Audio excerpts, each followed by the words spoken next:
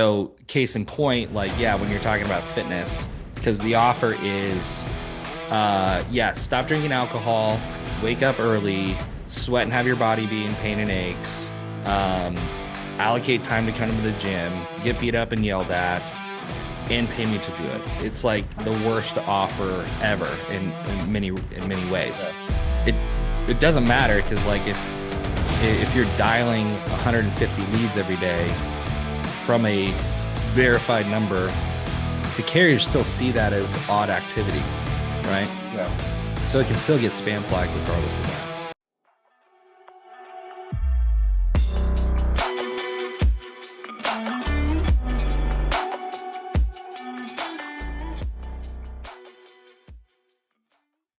All right, welcome back, Little Jim Big Heart podcast. I have a guest that I am really, really excited to introduce.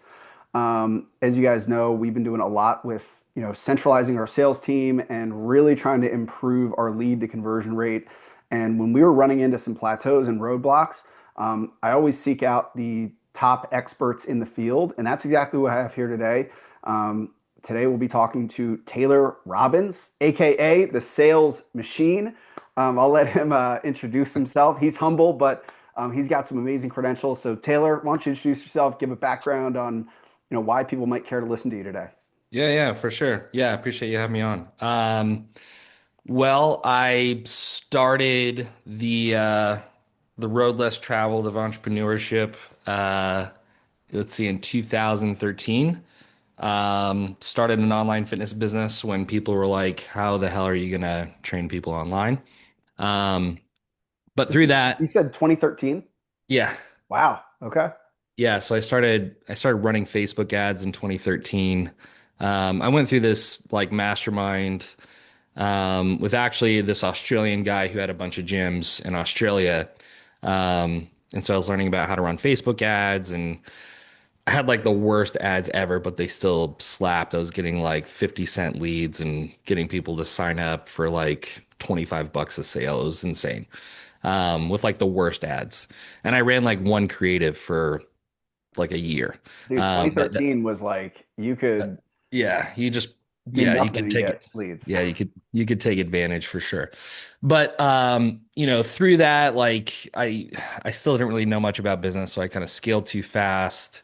I had some different like personal things going on that kind of caused that business not to go great. But through it, I met Alex Armozy in the same mastermind because I was the Lone Ranger online guy, and there was all these other brick and mortar guys. So Alex had his gyms in LA. We would talk about marketing and stuff because he was doing pretty good with his Facebook ads. Um, and then he sold his gyms in 2015-ish, I think is when it was.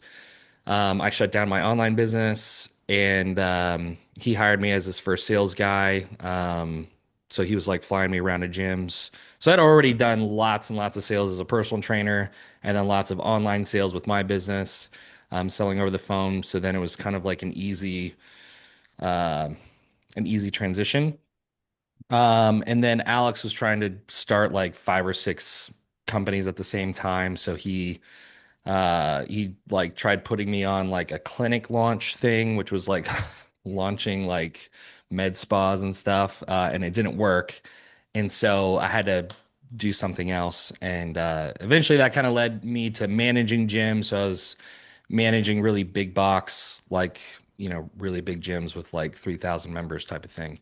Um, and then I started consulting, and then I started consulting online businesses again, building their sales teams, um, started some other online businesses.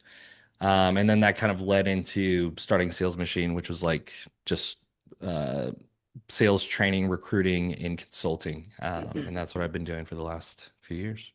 Cool. So do you have any Yeah. stats that you can spit out? Obviously, Hermosi's top and best closer is a great credential, but even on your own, like Yeah. all fitness listeners for the most part here, like how many fitness sales, revenue generated? You said you've built multiple seven-figure companies. Um, Yeah. Yeah. So like, gosh, I mean, I for sure have done 15 or 16,000 sales calls. And so I think, some offers I'm closing like 60, 70%, other offers like 30%. So just the number of sales I made from those 15,000 calls is Yeah. probably kind of hard to calculate, but a good amount. Um, I um Probably the other like notable one. So like after managing gyms, my brother had a company that he kind of was like, "Hey, can you run the whole business?" Because just based on the circumstances, him and his wife had kind of gotten burned out, and they had gotten it to, like 80 to 100 grand a month. Wow. So no small feat, online business. So I took it over. They had five sales reps. So I scaled that business. So that was the only thing I was doing was just running this one business. So we scaled it from five reps to 24 sales reps, from 80K a month to 500K a month in 11 months. So that was like a pretty fast scale. So we got that to like, I guess it was like 6 million a year in revenue. And then the other probably notable one is I started a real estate education company with a couple of guys who are pretty big in the space, and we did 3.5 million our first year, our first 12 months, from scratch. So that was probably notable. Yeah,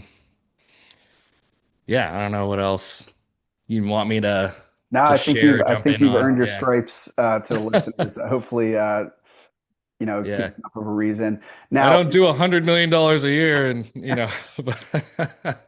well, the thing that I want to kind of emphasize with it is sometimes you listen to, again, I'm all from the fitness background, like knee to yeah, knee fitness consultation sales. It's only been recently that we've ventured into this outbound, world of, kind of operating a call center to an yeah. extent. And Hmm. a pushback that I hear a lot in the industry is like, well, you're just a gym. You don't need all of that. You don't need all that outbound. Like, what if somebody's listening, what are the credentials for somebody that you would encourage them to like really take notice? Because there's some people that are like owner operators, they've got 100 clients, they just want to get 150, they want to make a certain amount. What gym owner or even sales professional would you be like, no, this is something that you should really pay attention to because this is going to level you up? Like in terms of the skills that they need to be thinking about, or Yeah, because again, I think strategy. the strategy, because I think a lot of gym owners are like, that seems way too not relevant to the gym Oh yeah. industry. Well, I think so kind of to go back to the story of when I started running Facebook ads. I mean, quite literally, the first ad I ran, the headline said huge opportunity. I had a static image of just like an in shape chick eating a huge hamburger. And like my all my ads said it was that image, and the ad said huge opportunity, looking for 15 women who want to lose weight and still eat the foods that they love. Click below for more details. Literally went to an application, no website. I didn't even have a website yet. I just went to an application. I would call the applications and I'd sell them a $57 a week program for 6 months. So, it was like a $1,500 price point or whatever. Yeah. I was just ripping through them. The problem with today, though, especially in the gym space, is there's so much competition, and there's more competition with Facebook ads. That's why they've gotten more expensive. There's more businesses now, so you're competing with other locations and other gyms. And there's just so many different competing solutions. Like we've got so much. I mean, companies like Jenny Craig, for example, like they're not just doing their crappy, disgusting, like little meal package plans anymore. They're also doing GLP plus diet, and people want solutions faster than ever, which is why like that peptide pharmaceutical space has taken off. So it's like for the competing for the amount of like competing attention that there is now, if you're not willing to dial your leads, call them enough, present like dig for the pain point or problem that they're trying to solve for, and position and frame your guys' solution as different and as unique and as the right solution for them, you're essentially just saying, yeah, I'm going to lose my competition, no problem. Um, so I think like just the days of, foot traffic walking into your gym because they Yeah. saw your gym, it just doesn't happen anymore. There's too much competition. There's too much pull for people's attention in other areas. So if you don't know how to market and sell, you're just gonna lose. That's my opinion. So you're saying your opinion is the days of just having a trainer that also does sales, they meet with clients when they kind of self-book are kind of Yeah. over due to the saturation of the market. Yeah, and of course, like if you're just starting out, like you're the jack of all trades, you have to wear every hat in the business. But if you're trying to scale, well, now you're looking at different types of skill sets because the trainer who's really good with people and doing the fulfillment side is a different personality and a different skill set than the person who knows how to engage leads and like make the sale. And so, like at scale, you have to start siloing those different roles. And so, if you have the volume and you have the revenue, I think having a dedicated salesperson where their whole job is to work leads, book appointments, and make sales, that is in a company's best interest. So that's the question that I was kind of centering around is like, at what point would you recommend somebody has a dedicated outbound or salesperson? Is it lead volume? Is it like revenue, Yeah. plateau, revenue thresholds? Yeah. And, there's more than one way to skin the cat. And so I've Yeah. seen, different people do this. But if you look at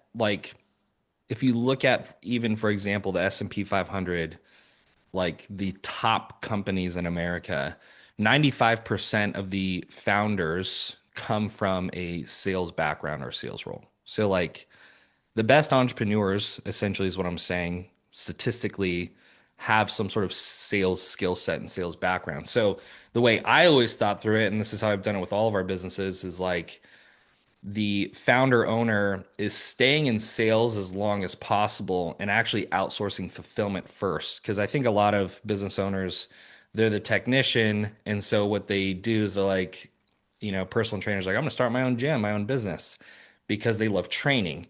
But it's like, well, you're starting it for the wrong reason. Like you want to start a business because you love business, right? Right. So what I'm saying is, if you're just starting out, let's say you want to be doing all marketing and sales, and then the first thing that you outsource and delegate is actually the fulfillment, like who's actually going to do the training and the servicing. And then once you've done that, you've bought back more time so you can do more sales and marketing. And then once you've gotten more sales and marketing, which has then added more revenue, now you start outsourcing the sales and then you stay in the marketing. Yep. And then the marketing is then the last thing that the business owner actually sort of steps out of and then moves into like strategy. But case in point, I brought up Ormozy already because I worked for him. He's still most of his day is marketing Yeah. with acquisition.com. Yeah, I've worked with a lot of consultants, and I think the general advice is like nobody is going to market better than the founder. Like there's Yeah. just something about the language that you speak, the knowledge that you have, the in-depth knowledge. The times that I've really tried to outsource like email marketing or storytelling and stuff like Yep. that, it just never really lands. Um, Yeah. so yeah, that's good. I want to And touch then, on one thing you said, like the yeah. founder being having a sales acumen is really effective. I'll also add that I follow all the sales guys, Hermosi, you, Daniel G, Jeremy Miner, all the guys in the space. The one thing they all have, Matthew Parker, I think his name is. Hmm.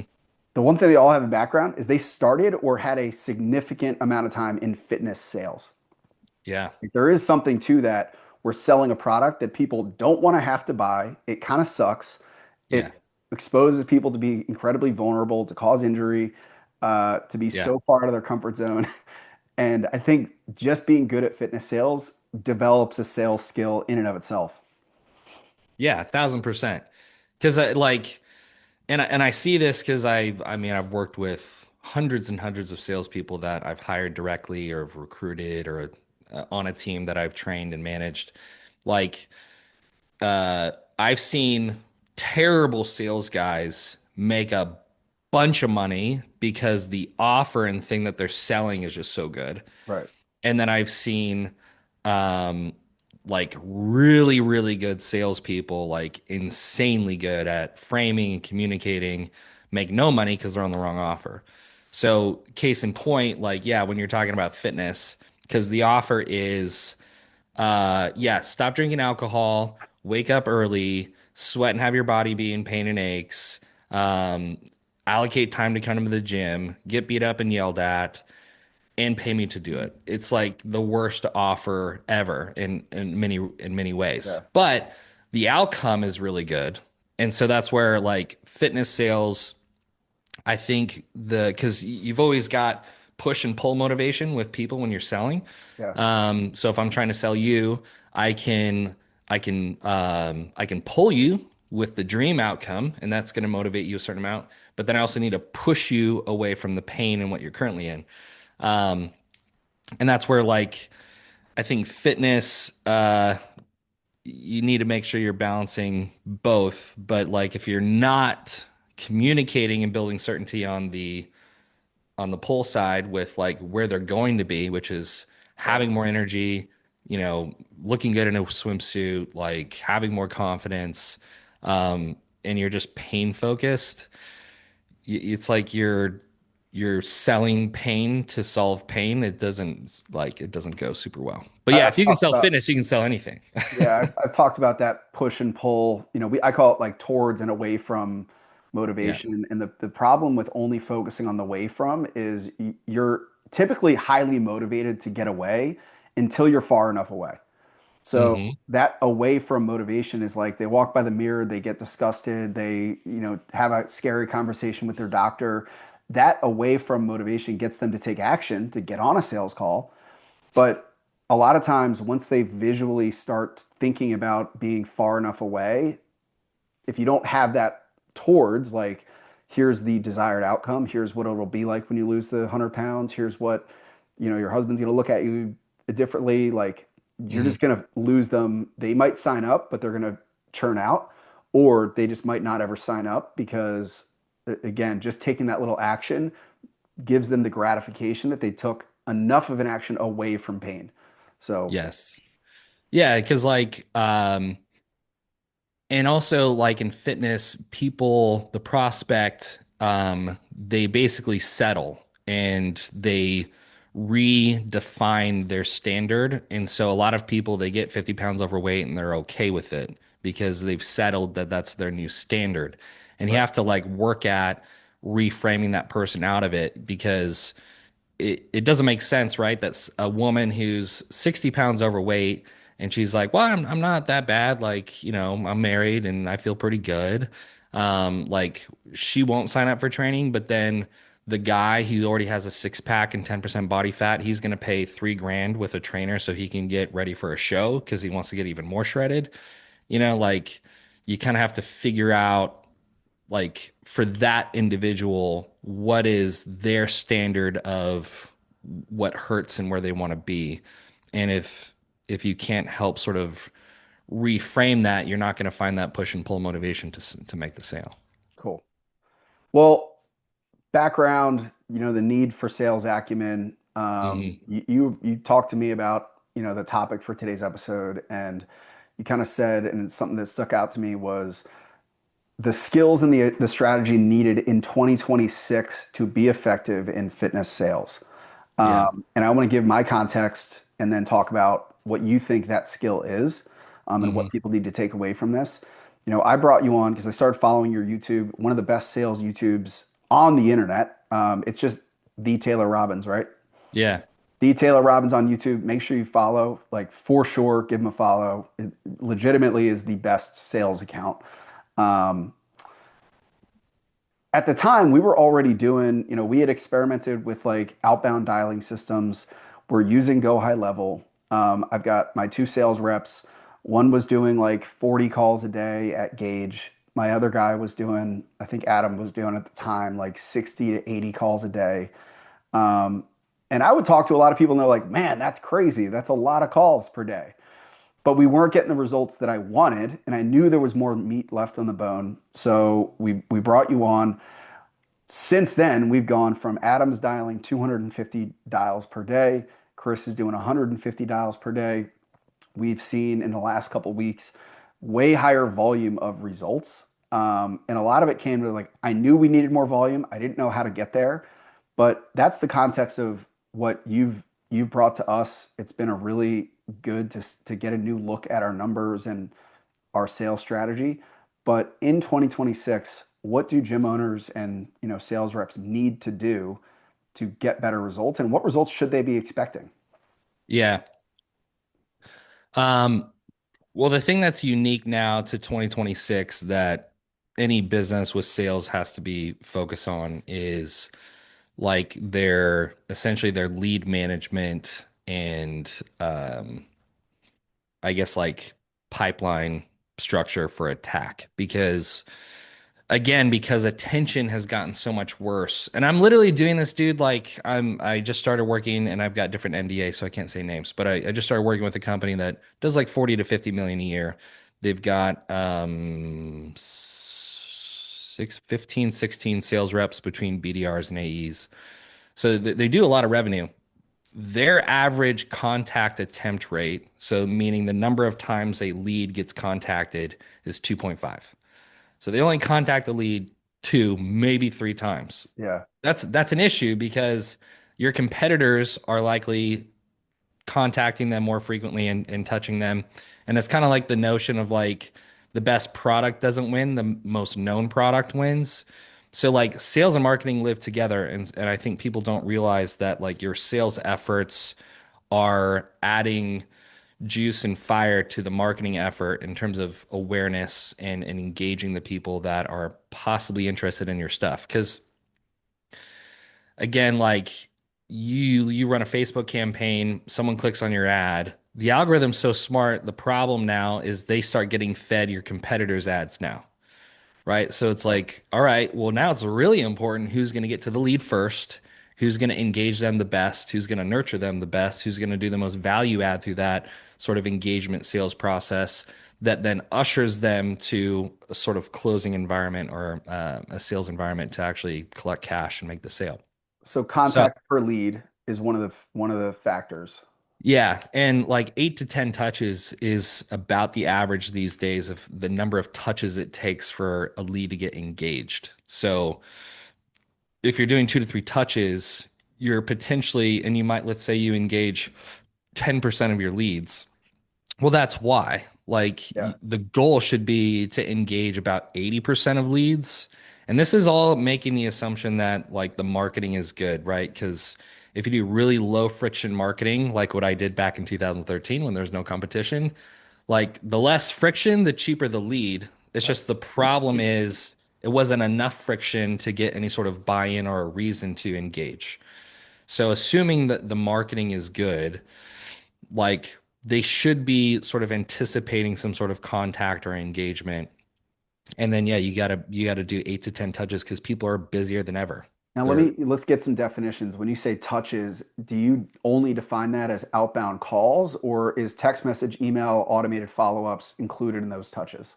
It depends on the space and the environment. Like in the B2B world, emails are just as good of a touch as a call. But in B2C, I think emails are a little bit too numb for most We see people. that 100%. Nobody replies Yeah. to our emails. So emails, man, like I used to get quite a good amount of results out of email campaigns with like Active Campaign and all of our different nurture stuff. But in the last few years in the B2C world, I don't see email doing almost anything. Yeah. Um, I which can is vouch why, for that because I just ran through our lead nurture automation, and you can't look at reply rates in an automation for SMS, but like email replies in our lead nurture series, email marketing, we do pretty well. But our email nurture series, where it's like, hey, thanks for contacting us, click here to book a link. We have a 21-day follow up. Our yeah, emails get almost zero replies with thousands and thousands of people going through that. yeah, yeah. So like, and then with email, the only ones that do get engagement are hyper personalized, which is almost impossible to automate. And so like it almost forces that touch Just like you have to manually dial or put the power dialer on, you have to manually send a personalized, like customized email that's not a template generic Right. thing. So yeah, depending on the space, email is a touch. B2C, I wouldn't count it as a touch. Um, Texting, I would count as a touch, again, if it's personalized. But if it has a look and feel of automation, people smell that, and Yep. so they don't respond to it anyways. So probably like in the gym fitness space, I would probably only count a touch, like an attempt as a call. Fair. Maybe a text if it's being personalized, not like automated AI stuff. Yeah. And Yeah. that's at our scale, so we're generating like 175 leads a week. It Hmm. can be hard to personally text every single lead at that touch point frequency. So we've gone all in on calls. Yep. Like we have automated texts that go out, Yep. but we're just calling every single lead. And that's part of the pipeline that you helped us structure, which is like we run through, we try to get 10 outbound calls to every single lead within that first week. Yep. Yeah, exactly. And just so it's said, like, because when I was working for Alex, he would run all the Facebook ads and he'd just send me an Excel sheet with usually it was about 100 leads every morning. And I didn't have a power dialer. I had this freaking thing. So I had an iPhone that I'd go through an Excel sheet with 100 leads, and I would call, I would double dial, and then send a personal text to all 100 leads in 2 hours every morning. So, like, when people are like, I can't call and text that many people, it's like, yes, you can. You just don't want to. Yeah, the pickup So, rates are fucking 10%. So like yeah, if you dial 100 leads, you're going to have maybe 10 conversations, maybe. right. Yeah, exactly. And so, of course, like architecting, like that you can have callback inbound initiated, that you can have different numbers that are spam, protected with CNAME, stir shaken, like all the different stuff to sort of mitigate the spam thing. But the thing is, at high volume, all these Twilio numbers get spam flagged regardless. And Twilio is Um, basically what GHL is built on, right? yeah, yeah. Any dialer is built on Twilio numbers. Got it. Um, Yeah, and even if you don't get a Twilio number, let's say you still get like well, this is like a verified real carrier generated number. It it doesn't matter because like if you're dialing 150 leads every day from a verified number, the carriers still see that as odd activity, right? Yeah. So it can still get spam flagged regardless of that. Yeah, Um, I've heard a lot about because again, this is a new world to us within the last year, but it's like your dialing behavior is one of the biggest factors for spam flagging. It's not even just the volume, but it's like yeah. if you don't bring your calls to completion on any calls, if nobody is answering, the Yep. carriers are going to be like, that's a spammer. Correct.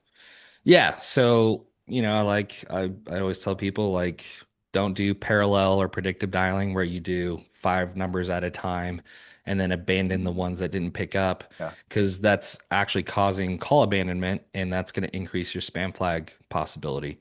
Um, you want to follow the TSR regulations as best you can. So you don't want to call people before 8 a.m. or after 9 p.m. You don't want to call people on Sundays. You don't want to call people on federal holidays. Um, you don't want to call someone more than three or four times in a day. Like there's different stuff there where if you're not following that, yeah, because then, like I see it in a bunch of accounts, their connection rate is like 3%, Yeah. and it's because they don't have any of those processes in place for the high volume outbounding that they need to have in place. So your stance is gyms in 2026 need to prioritize outbound touch points, 10 Yeah, per lead.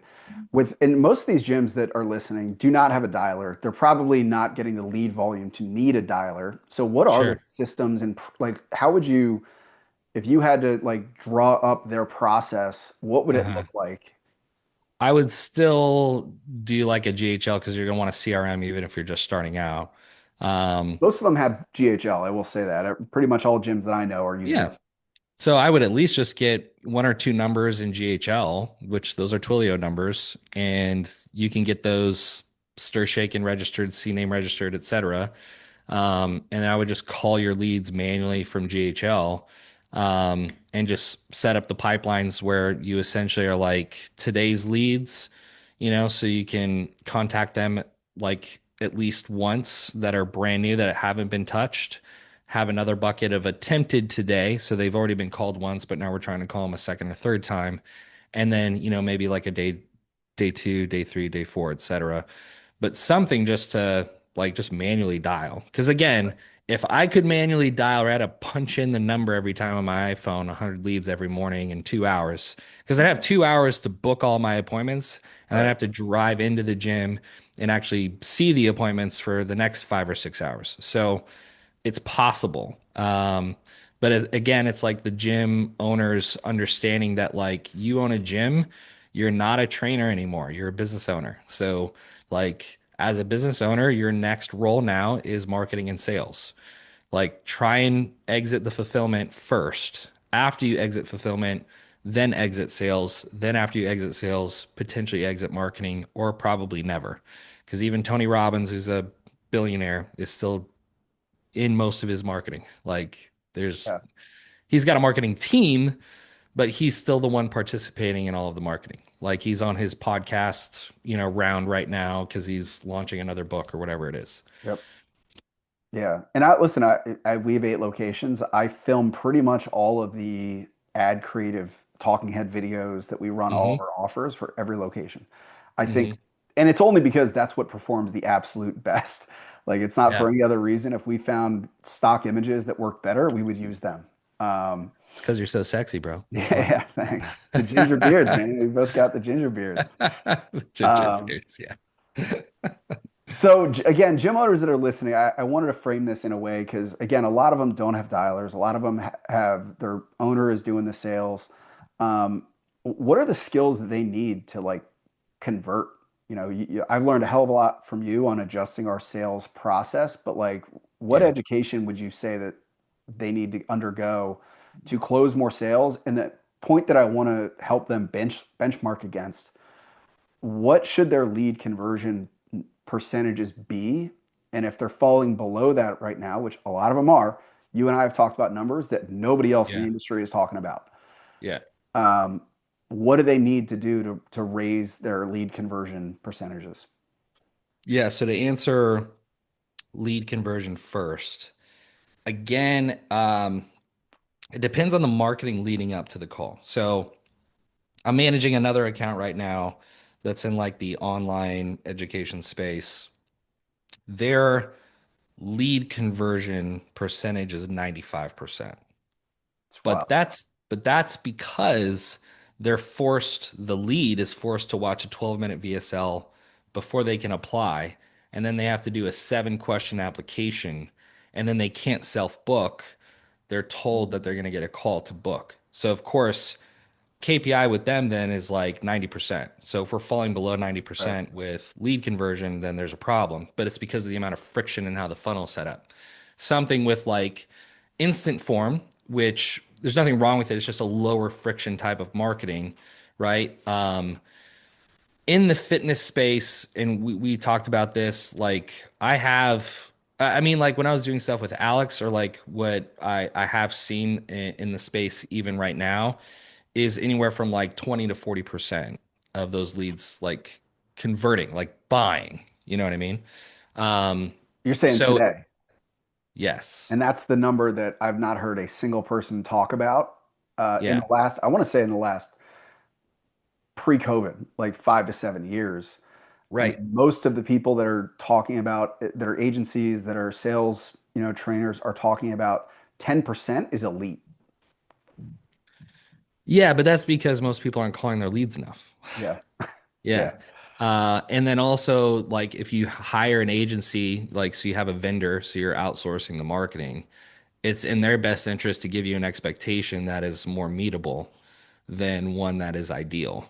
Yeah. Because if they say the expectation is 30% and they get you 10%, you're going to say they suck and fire them. But if they say, "Hey, it's going to crush guys if you guys convert 10% of the leads," And then you're getting close to that, you're like, wow, this marketing agency is doing phenomenal, right? Point. So Yeah. it's also just like how the expectation is set up. I would I would still be aiming like if I'm just doing low friction leads, so like instant form, with some level of like they're seeing social proof, they're seeing the gym, they're seeing what's unique about how you guys train and like what you guys offer in your packages.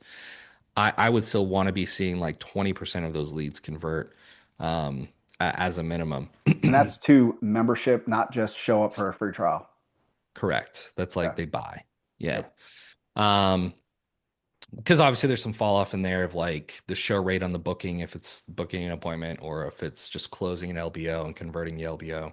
Um, so there's things that can be improved down funnel, but that's what I would be shooting for. And so the way to improve it kind of comes back to what we're talking about from the very beginning, which is you got to contact the leads more. Because if you can't get into a conversation with the prospect to identify what they're looking for, what the problem is specific to them, and future pacing how your solution, your gym is going to be uniquely different than any experience they've tried in the past, they have no reason to like go down funnel with you because they're already getting ads from competitors and they got distracted and they're seeing other crap now. Right. So that would be the way to increase lead efficiency, or like what I'm saying, because a lot of people they get caught up in like, gosh, my CPL, it's already $20. Like, I don't want to add, more layers to my marketing because then my cost per lead is going to go to $40, and I can't afford $40 per lead. Well, you're looking at one metric in the acquisition system, right? Because, like, for example, if you're only positioning your marketing based on cost per lead, then it's in your best interest and in the marketing agency's best interest to decrease as much friction as possible just to Right. get you the cheapest lead possible. But you don't care about And the cheapest lead, you care about the cheapest cost of acquisition. and really then you're dealing with people that are like they didn't realize they opted in because there's no manual Yep. aspect of the meta conversion platform and Right. you'd end up wasting a bunch of time. Yeah. So you theoretically could increase your lead efficiency of like or your lead conversion of how many leads become clients by creating more friction.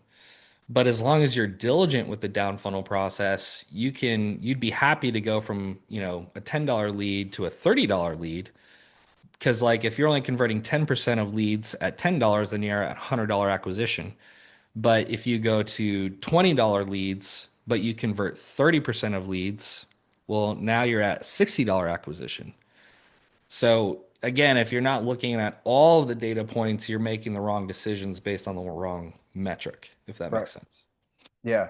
So you're saying 20% is like the benchmark that if gym owners are seeing this and they're getting 10 leads a week and they're converting less than two per week, that's a big issue. Yeah. Your strategy is call the leads more. Where does speed to lead come into play?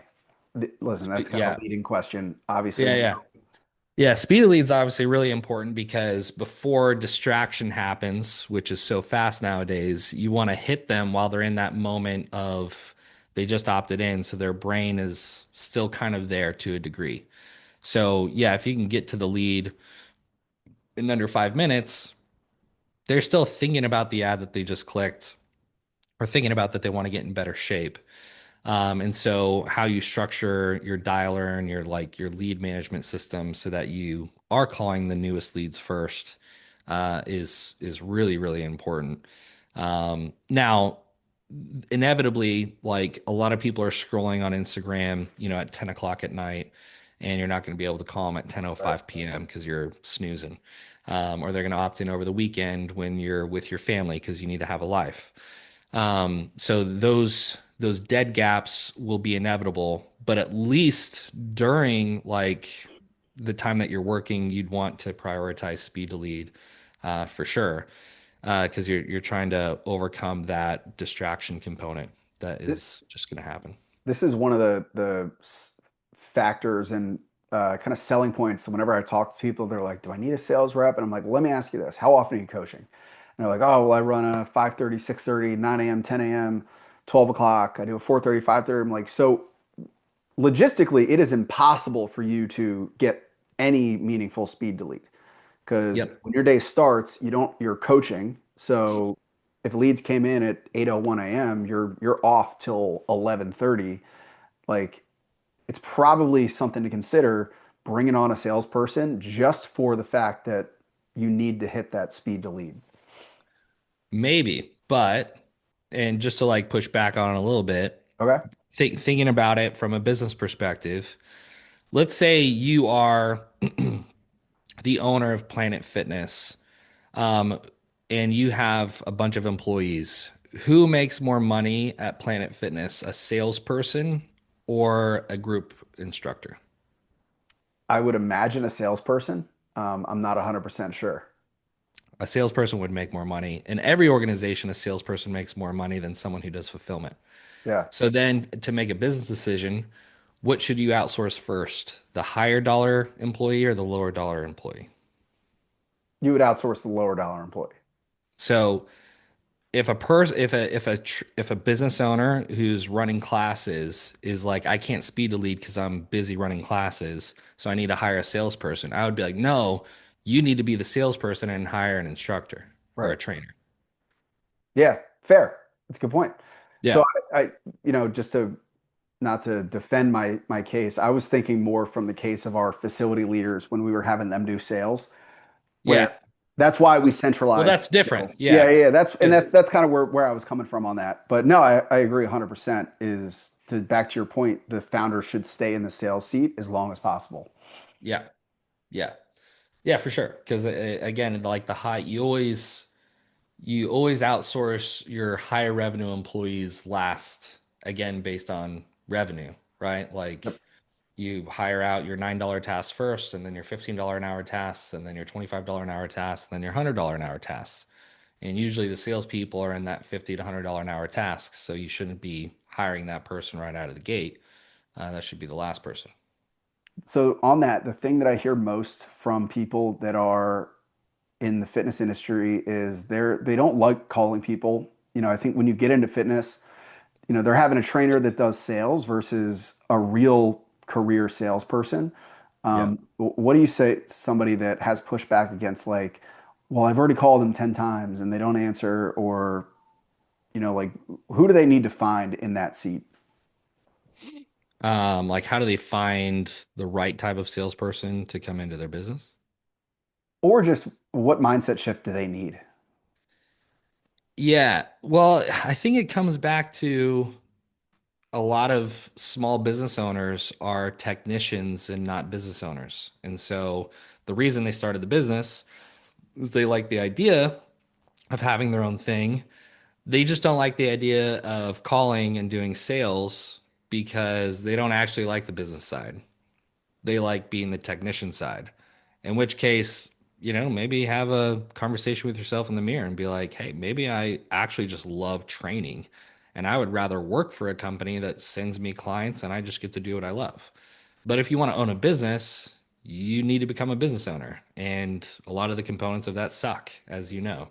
Like, I hate making content, but I know I have to do it. So it's like I kind of have to like pump myself up almost just to like film and do content. But it has to be done. And so some of these guys who are like, man, I hate making calls. I don't think I'm that good at making calls. It's like, okay, that's fine. Like you can hire a salesperson if you want. It's just not from an economic standpoint the best decision for the business. And as long as you're okay with that, then great. But I think the business won't grow to its max potential if the mindset of the owner is, I just want to do the things in the business I enjoy doing, not do the things in the business that the business requires. Great point. Yeah. Yeah, I think that probably hits home for a lot of people that listen that, because again, I have these conversations all the time and I hear a lot like, they either don't love calling people or they've got a trainer that's doing some sales that doesn't love bothering people or calling people all the time. So the reality is like the needs of the business are real. Yeah. You can't avoid them. And the same dichotomy happens at like the business owner operator level because a lot of entrepreneurs are more of like that entrepreneur type. which is kind of like an Elon Musk or a Zuckerberg, like they're so willing to take on risk and the excitement of building and creating. That's more the entrepreneur type at the business owner level. Then there's business owners that are more operator oriented. They don't like risk. They want systems and process. They don't want to build something new until the thing that's already built is running perfectly. So those are actually two different types of people as well. And so that means like some guys are really good number one guys, and some guys are actually really good number two guys. And so some business owners, they're actually more operator oriented and they don't like risk and like, trying to build something new and creative. They probably will be more successful as a number two guy where they have someone who likes taking those risks and likes creating. They just like operating and optimizing. And then entrepreneurs who love building, creating, and like Yeah. they're freaking like squirrels that are distracted and they're happy to take on risk. They are going to be the most successful if they find a number two guy who can operate and sort of push back on some of the like, hey, that's a cool idea, man, but like that's not going to be best right now. So why don't we like pump the brakes on that? Um, so I think it's a lot of this comes down to understanding who you are and just Yeah. sort of how you think. In EOS language, it's the visionary and the integrator. Yeah, And from our conversations, you sit in more of that operator seat. 100%. Yeah. Yeah. So like it's more of a energy drag when I have to create and think of offers or a new business direction or a new line of business or you know innovating on a certain service or something that we're doing. Like those are energy depleters for me. But like hand me something that's already existing and like optimize and scale, like I love that's more energy giving for me. And so I think I've also kind of set up my business that kind of allows me to do that too. It's like I'm working with companies that already exist Right. to then optimize and scale. Um, but it's a detriment to me on the creative side of things because it's just not my natural bend. Yeah. And I'm the Oh, opposite. Like I, yeah, I love, the building and the newness of things. And that's why, Jeff, who's worked with me for a long time, has been a really good counterpart because he's like the guy that makes sure that things are running smoothly once yeah, I've set it off into the world because I'm never going to look at it again. yeah. Um, You're the yes guy, he's the no guy. And I yeah, think every good business needs that combination. yeah. So that's cool, man. So let's kind of put a bow on this. 2026, there's a lot more competition in the marketplace. There's a lot more gyms. The algorithm is putting more competition in front of prospects. They opt into your stuff and they're immediately going to start getting other gyms ads right off the bat. Hmm. So you're saying speed to lead is prime, working your leads enough, Hmm. 10 outbound calls. Is there anything else like take home somebody they need to apply in their business right away that's going to lead them to success in the future? Yeah. This was one of the things that you and I started talking about the last couple of weeks. Then the other big needle mover is the offer. And I think a lot of gyms get complacent on the offer. And again, because it's a technician mindset, you're thinking like in terms of features, like working out at the gym, getting personal training, like those are still features. So it's like 21 days of free training. That's really not a benefit still, if you think about it. That's a Right? feature, you It know? sucks. It sounds Uh, miserable. yeah.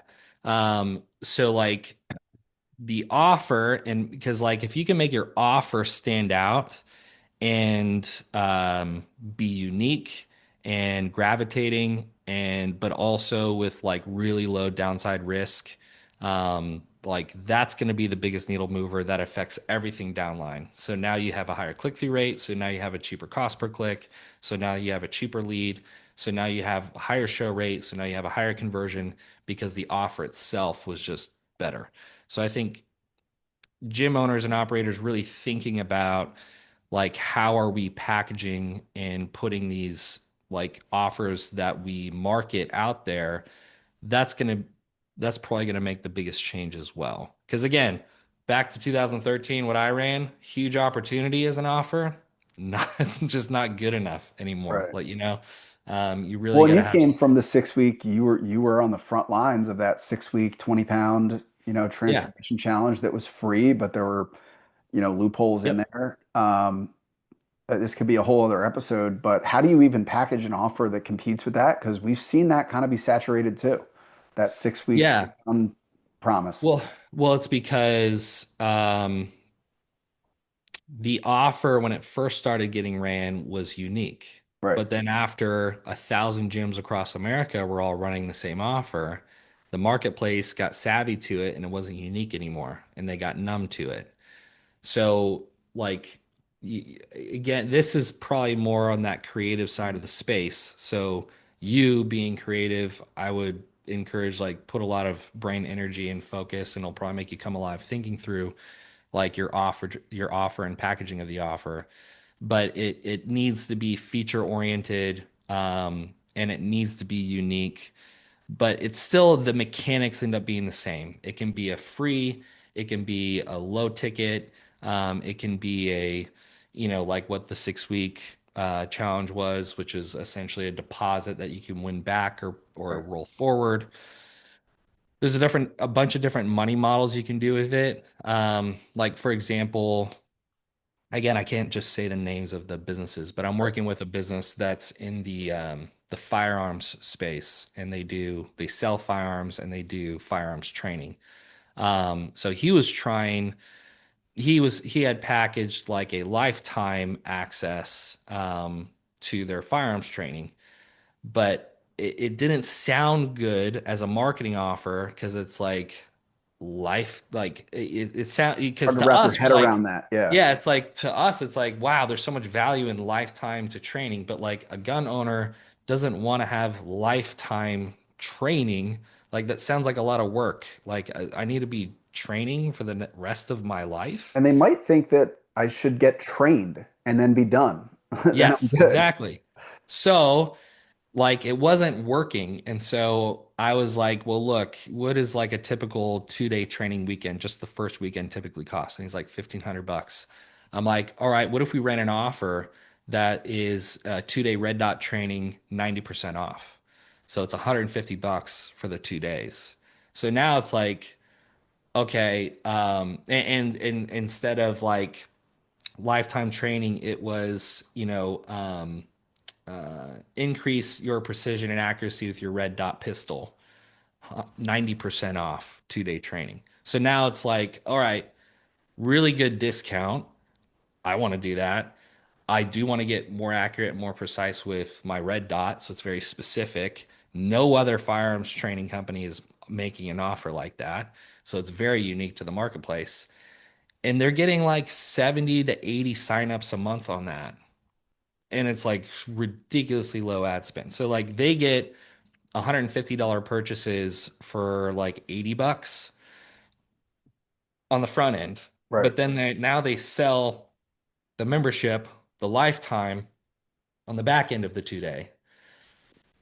And so it was just reorienting the offer in Right. a way that spoke to the marketplace. So um yeah, and like Ormozy and with Gym Launch, they with their offers, they would do the same program, but they just rename it or repackage it so that it Right. sounded and looked unique again. So I think gym owners really need to think through what's the core offer that you're using to market, because you're not necessarily marketing the end solution, which is your membership. You need to market something that gets attraction, and so that offer needs to be really good. You're marketing the outcome that they want, like the 20 pounds lost or the pain free or whatever it is. So Yeah. cool, man. Well, listen, dude, this was awesome. If anybody wanted to follow you, I already dropped your YouTube, but I have a few gym owner friends that I hope I'm going to share this with that I hope bring you on and do some consulting with you if you're even taking on new clients anymore, if we haven't absorbed all of your headspace. Uh, but a lot of cool service offerings. I mean, you take over entire sales teams. That's one of your service offerings. We're Yep. working with you in your sales growth partnership. Yeah. But I've got a lot of friends that desperately want to scale that I think would benefit from working with you. So how could somebody get in touch with you or even look at your content? What avenue would you direct them to? Yeah, they can go to YouTube and they can I've got like a starter kit, a sales team starter kit that goes over outbound, inbound, objection handling, um, CRM and pipeline management, compensation, recruiting, all that kind of stuff for $50. So they can get that if they want to just see like all of the playbooks. Or they can go to thesalesmachine.net and they can book in basically a sales roadmap call. We can look at the business, see what the constraints are. If there's anything we can help with, then we can discuss that. Or they can just, be my 1,300th subscriber on YouTube. All right, man. Well, I really appreciate it. This was awesome. Thanks. Yeah, thanks, man.